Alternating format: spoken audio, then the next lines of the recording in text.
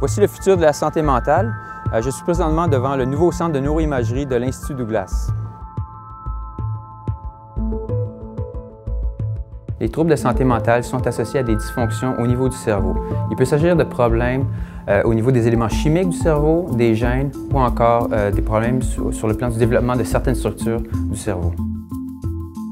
Étudier le fonctionnement du cerveau chez des gens qui sont atteints de dépression, d'anxiété, de maladie d'Alzheimer ou encore de déficit d'attention va nous permettre de mieux comprendre la nature du trouble qui les affecte, mais aussi de développer des mesures d'intervention plus efficaces. Par exemple, des chercheurs de l'Institut Douglas ont identifié des gènes qui permettent de prédire la réponse aux médicaments chez les personnes qui sont atteintes de la maladie d'Alzheimer. C'est grâce à des avancées comme celle-là qu'on parvient à faire progresser la découverte de traitements innovateurs et à mettre en place des mesures préventives.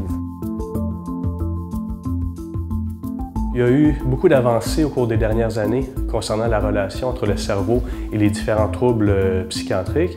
Et nous ici, donc au Centre d'imagerie cérébrale de l'Institut Douglas, on va de l'avant avec un projet qui va vraiment nous permettre de faire de nouvelles avancées très importantes dans ce domaine-là. Il s'agit d'un centre qui va être unique au Québec et qui va abriter donc des nouvelles technologies comme l'imagerie par résonance magnétique.